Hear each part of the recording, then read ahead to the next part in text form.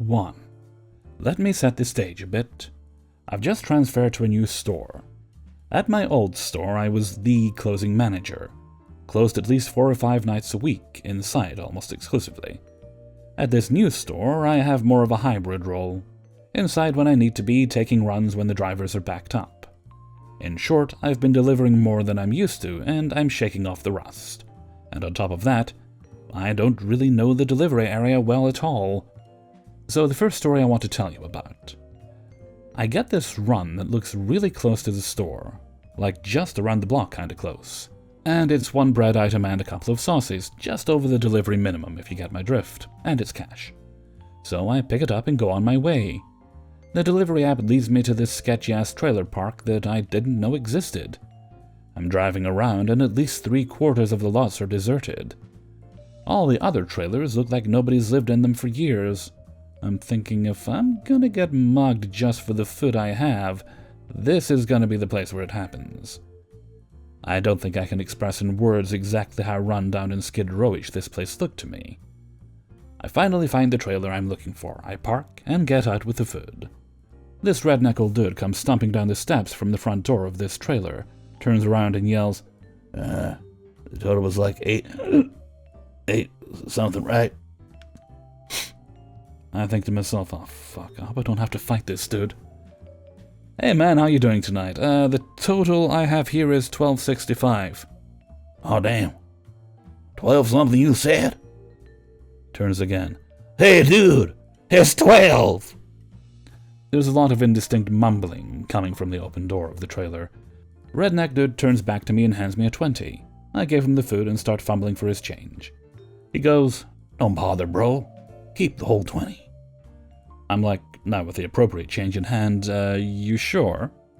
Yeah bro, you good. And he stumps his way back up into the trailer with the food. $7 something tip? Turned out to be the biggest tip of the night. Go figure. Second story. I get a run that's paid for by card. No pre-tip, no delivery instructions. In the age of COVID, I assume that these people want contactless delivery and don't want to sign the receipt, thus passive-aggressively stiffing me. I'm a little miffed, but I go about getting all their order together and go on my way. While I'm on the road, I'm thinking to myself, if they want to stiff me, I'm gonna make them do it to my face, etc. So I get there, get the food out of the car, and I've got the receipt and the pen ready in my right hand. Gonna shove this in their face and make them sign it. I march up to what I think is the front door. I knock. It takes a second. Finally, a young lady opens the door. She couldn't have been older than I, male 25, am. I can see her husband coming up behind her, and I can hear a child making noise somewhere else in the house. This young lady hands me over a wad of cash and says, "There's $5 for your tip." I stammer, "Thank you very much. Can I just get one of you to sign this real quick?" Hand over the receipt and pen. Young lady signs it and hands it back to me. I give over the food. And suddenly I'm walking back to the car with the cash and receipt feeling like a real asshole. Point is, don't judge people. Don't judge orders by their address. You really don't know what's gonna happen. Just give good service. Good people are gonna be nice, and the rest you don't have to worry about. 2. In my 13 years of customer service, I have never experienced a Karen as batshit satanic crazy as the one I encountered today. I was on a delivery, about to turn onto the cul-de-sac, and this big SUV was just stopped in the middle of the road, just sitting there. I'm like, okay. I try and maneuver around it so I can get to the house to drop off this pizza. But she wakes up, sees me, and cuts me off. "'Kay, lady." So I'm slowly driving up, trying to find the house number. And house numbers are practically invisible in my rich people delivery area. I pull up to the general area where the house should be, and she aggressively blocks me. "Okay, ho." I back up a little and park. I get out and start walking around to try and see the numbers so I know where to drop this. I'm on a driveway and she drives up to me very aggressively and damn near runs me over, as a threat, and starts screaming at me. I'm just like, "Is this house..." Then I give the number, 'cause shit, maybe it's her pizza. She's like, I don't know, that's your problem.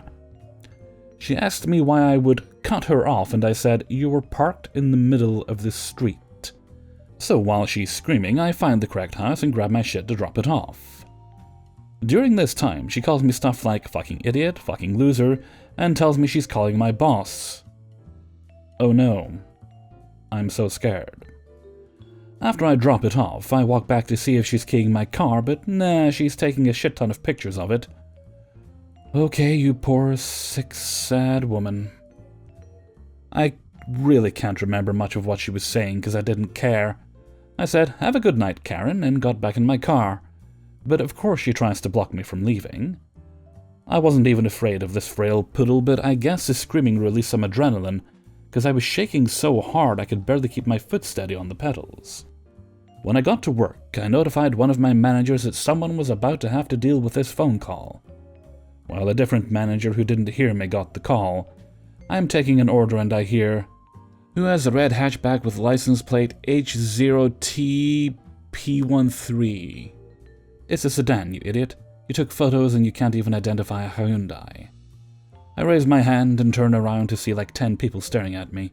When I finish my phone order, I go to manager number 2 and say, so do you want my side of the story or do you want to tell me what she said?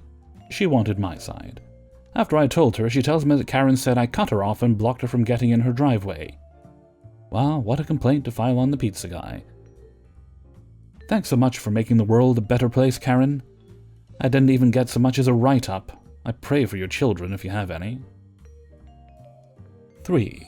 So this is a story that's currently developing, as in it happened at 11:20 a.m., an hour and 20 minutes ago as I'm writing this. Also, I grew up reading a lot of detective novels, I'm autistic as hell, and I'm a petty asshole. I work as a lead driver at a pizza place. For starters, some backstory. Several weeks ago, we had an older female driver of ours take a cash delivery to an apartment building. It totaled out to $17.88, and the customer paid a $20 bill and said to keep the change. Our driver returns to the store and doesn't immediately put the cash in her lockbox, but later remembers to and does. However, she doesn't lock the padlock on her lockbox completely. If you jiggle the padlock, it pops back open.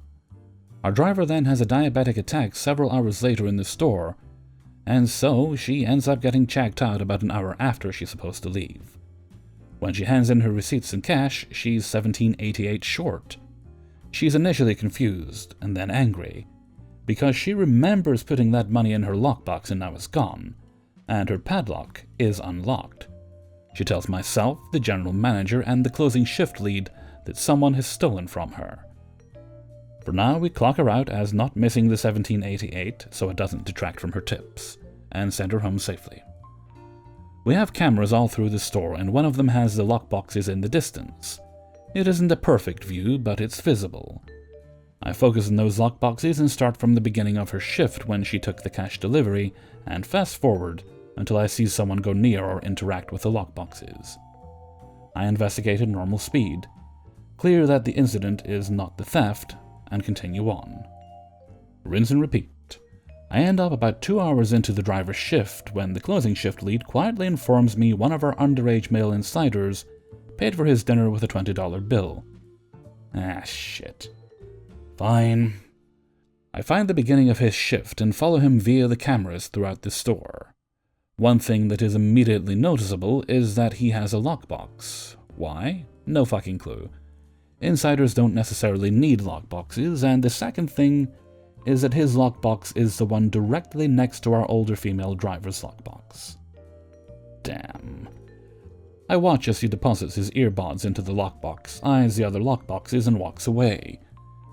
He wanders aimlessly back to the lockboxes several times, but as they're adjacent to the office, every time he goes to them, he peeks in the office. Our GM spends a lot of time in the office at night, and that spooks the insider away from the lockboxes, until eventually our GM leaves the office. Then the insider positions himself with his back to the cameras, blocking our view of the lockboxes. He appears to fiddle with one, and then runs to the restroom. He comes out seconds later and returns to work. Because his lockbox is the one next to our driver's, we can't determine if he went into hers or his own. Either way, he looks guilty as hell. Our GM decides not to pursue this, but he isn't surprised. Apparently, this insider has sneakily groped other staff members, accidentally tripped shift leads, etc. He appears to be, for all intents and purposes, kind of a dick. Then the insider calls out of his next shift claiming to have COVID-19. He is on a 2-week quarantine, and then isn't scheduled for another week, today's shift. So we don't see him again until today. I haven't forgotten this shit. Like I said, I'm petty. So what I do is go out to my car and grab $1 once the insider comes in and clocks into his shift. I don't have a padlock on my lockbox out of choice. I take the $1 bill and put it partially sticking out of the lockbox slot, just enough to see that it's money. I then go down the strip to the donut shop and spend about 10 minutes in there buying donuts. I return to the store and sit in the office with today's opening shift lead, who has no idea what I've done. I eat with her, and incredibly soon, we were engaged in conversation. The insider walks past the lockboxes twice. I watch him out of the corner of my eye sneakily, but soon it isn't even needed, because the fucking idiot starts banging through all the open lockboxes, yanking on the lock padlocks just in case they're open, fiddling with the combination locks, making a goddamn racket that our shift lead wonders out loud what the hell is making so much noise. The insider literally runs to the back of the store to hide, waits about 1 whole minute, what patience, and comes back to the lockboxes. Bangs around for a few seconds, and back to the back of the store. I'm pretty pleased with myself. Then the fucking thieving moron comes to the office and says, I think the vending machine is broken. I just bought a Coke and it dispensed a Fanta instead. Literally holding the other 50 cents in his hand, I tell him it just got loaded incorrectly and to either drink what he has or suffer. He shrugs and walks away. Now I tell the shift lead quietly what I did. She's amazed. We open the cameras and watch him steal. However, we also see him rifling through personal effects from other lockboxes, not just the money from mine. So now I go outside and we call our GM, let him know what happened. He says to babysit the kid for a while and make sure he doesn't steal anything else. And then, when our GM gets there, he'll fire him. I tell the next driver that comes in so she can keep an eye on him as well. She's amazed that someone can be so stupid. I inform the other shift lead coming in soon, and he also thinks this is fucking hilarious. Our GM gave our male shift lead permission to fire the kid once the shift lead comes in for his shift. So now we wait. Our male shift lead came in and clocked in. Conversed more over the phone with our GM to make sure of exactly what he was supposed to be doing with terminating the thief. During this, hilariously enough, the thief made the comment, I love working here. And all of us who knew had to run to the back to not burst out laughing. Not for much longer, kid. We let him finish his small shift, 11 to 2 basically, during which he was shadowed by a shift lead the entire time, just to make sure he didn't handle any customer's money at all. At the end of his shift, our male shift lead clocked him out, gave him the tips he made for his shift, and then showed him the camera footage of him stealing the money from my lockbox. He explained calmly that the thief was fired immediately, and told him to give me my $1 back. What made me even more upset about the situation was when the thief turned to me and opened his wallet. Clearly visible within his wallet were several $20 bills, $10 bills, and $1 bills. He didn't even need my fucking dollar. He handed me the $1 and was promptly kicked out of the store. Funnily enough, he forgot his jacket, and because it's snowing here, our shift lead felt bad and ran his jacket to him. Moral of the story is, don't steal from me or my drivers. I'll catch you, bitch. 4. Please be aware the following story contains a brief reference to a dog being kept on the roof of a car in cold weather. It is later alluded that the dog is safe and unharmed. However, some listeners may wish to skip this story.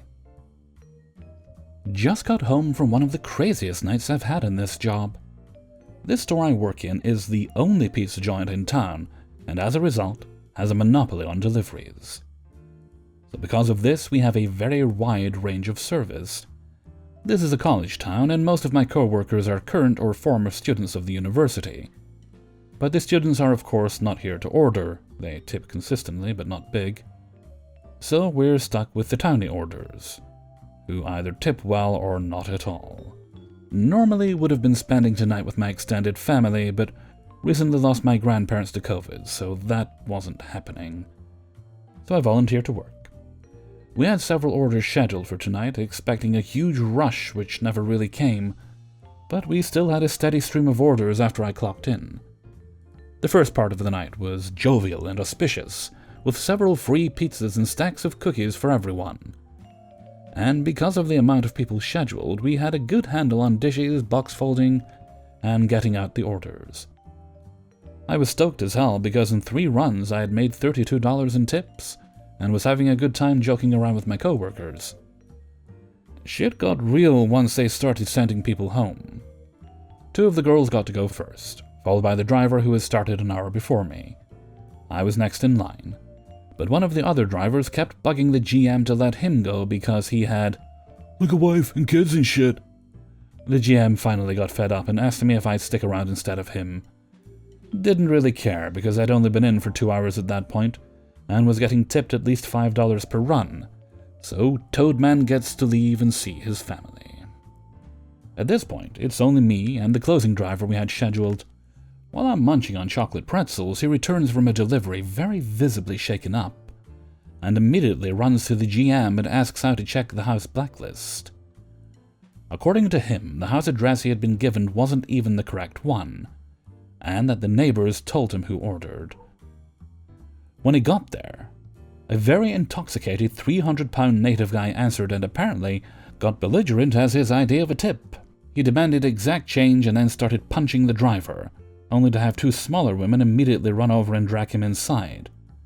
The driver comes back very upset, obviously, and calls the cops, who materialized instantly to take the report. Right when the cops got there, my order hit to the exact same street.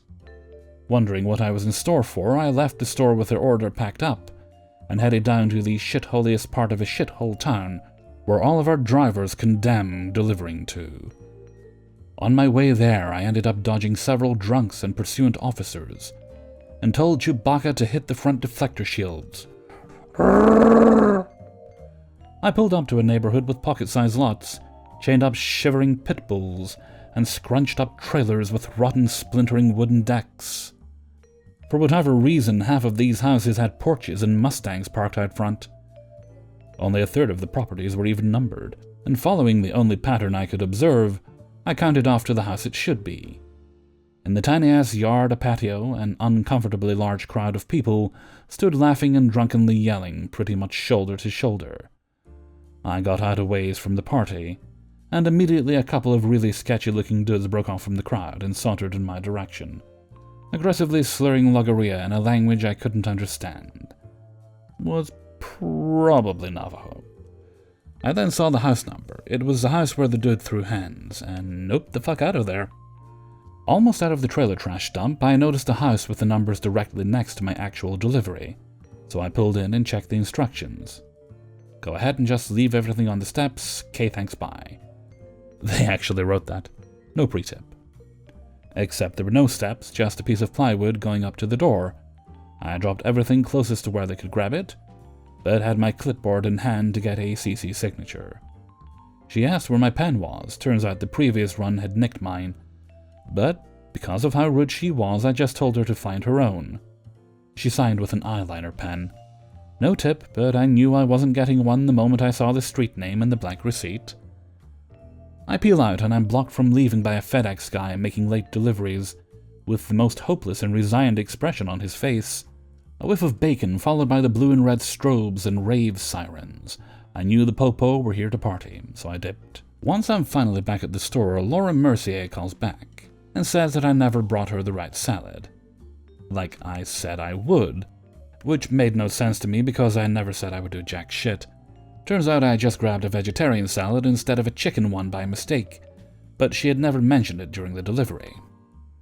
So I schlepped back there in my 01 Corolla and chucked the salad on the porch, then lightly punted the door a couple times before hopping into my beater and spinning in the gravel for a split second before taking off.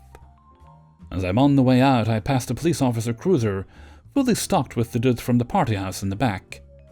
Upon seeing the topper in my car, The officer braked and gave me a completely nonplussed look, probably wondering if the delivery driver mafia was sending out revenge served cold.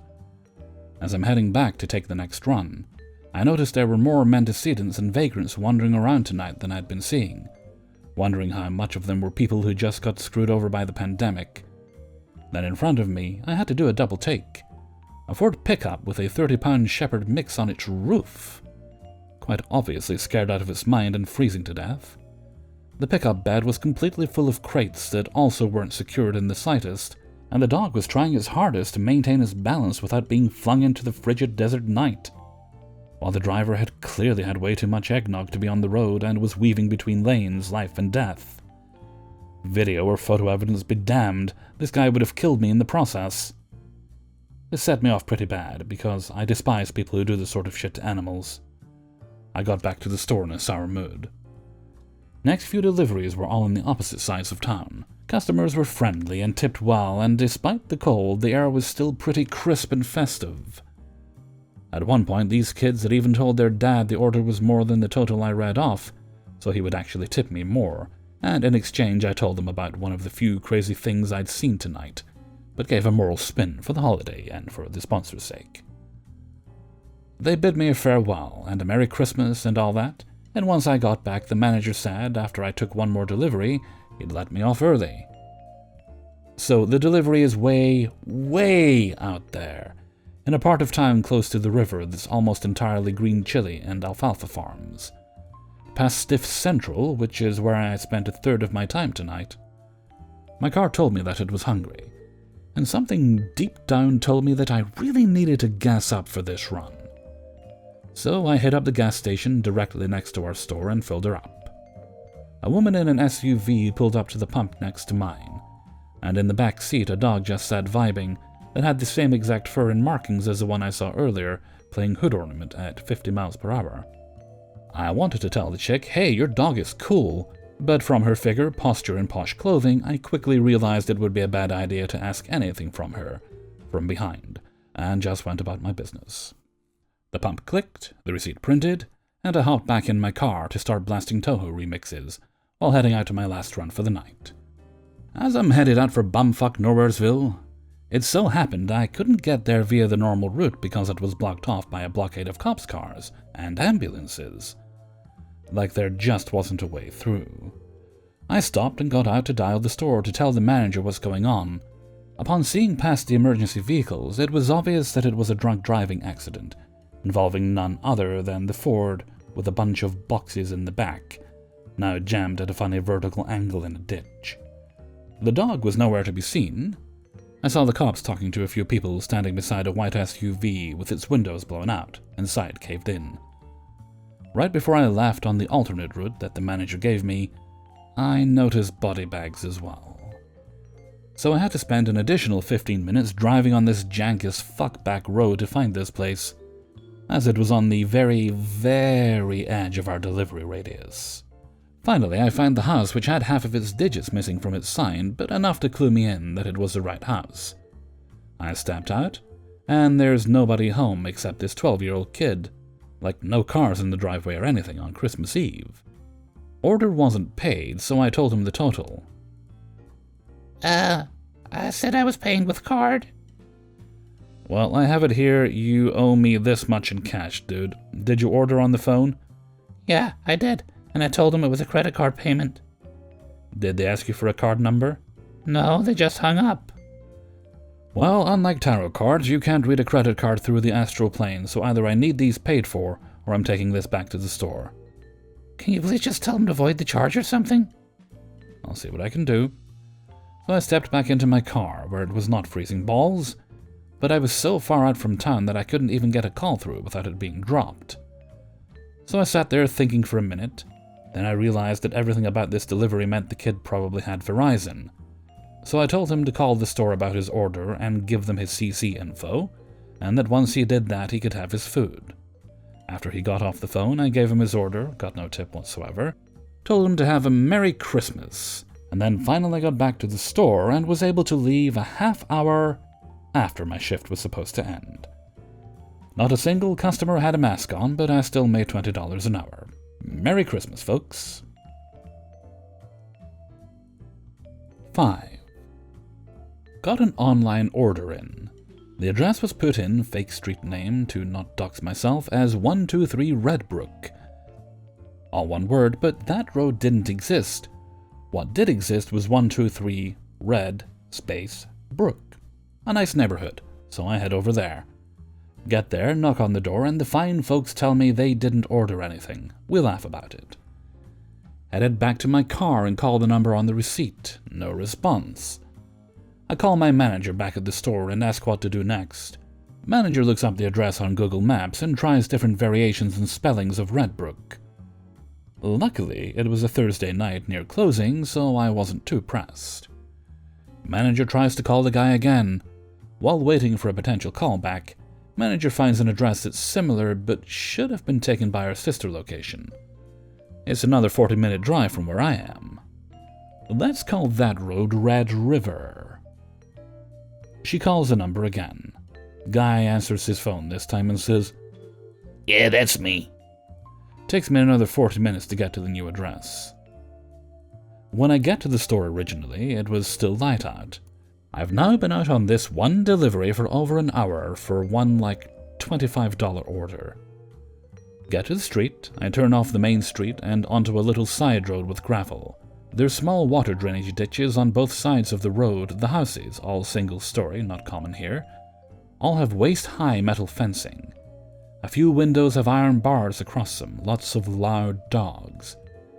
Far too few streetlights, and most of them are broken or flickering. Honestly, exactly what I expected from this part of town. Find the guy's house. The moment I close my car door, I hear dogs barking with serious reverb.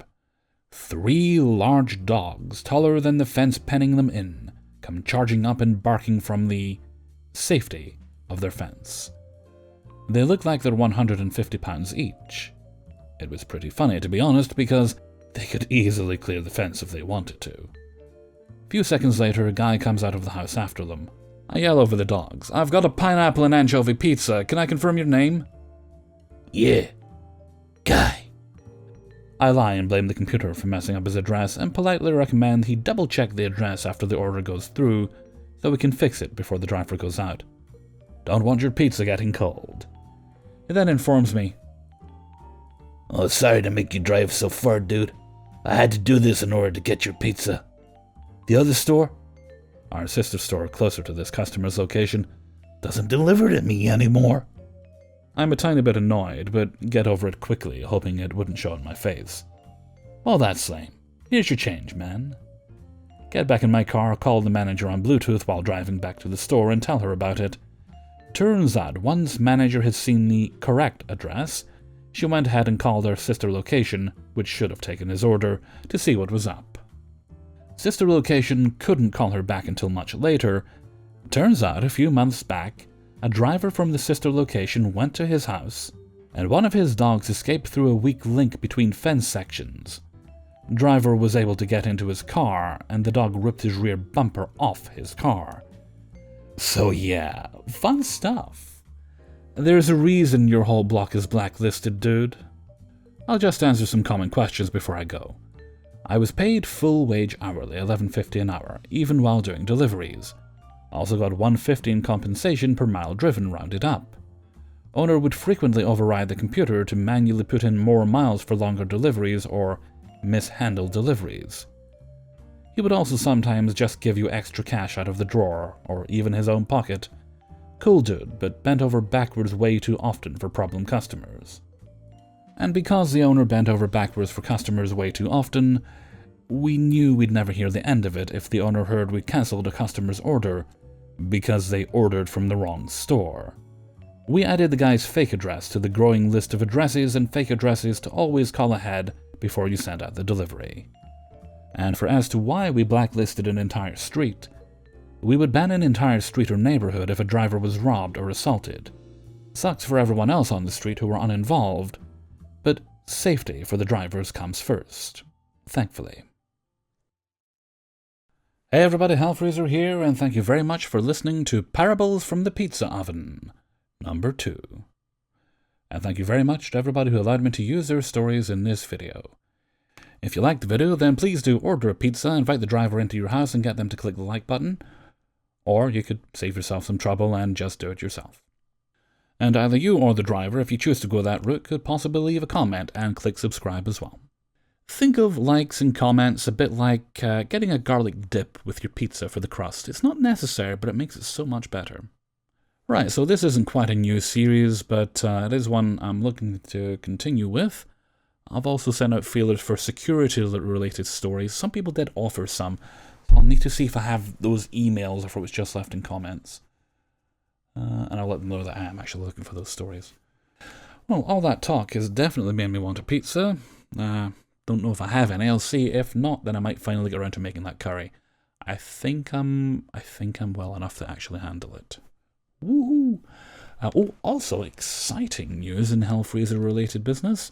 I got my letter in from the NHS today that an appointment's been arranged for the old COVID vaccine. I don't know which one I'm getting. There's one of two they're getting. One is I'm a bit less eager to get, but I'll take whatever they offer me, really. Just, load me up. If I start floating or shooting heat vision out of my eyes, well, we'll call that a bonus. Then apparently it's 12 weeks, or up to 12 weeks, for the second dose. Everything I've seen says it's between 21 and 28 days, but for some reason they're waiting 12 weeks, which, okay, fine. That would mean that the estimate as to when most people will be vaccinated was accurate, which will be August. So, yeah, how's about that? Okay, with that, I'm going to head off for now. So until next time, thank you very much for listening, and take very good care of yourself.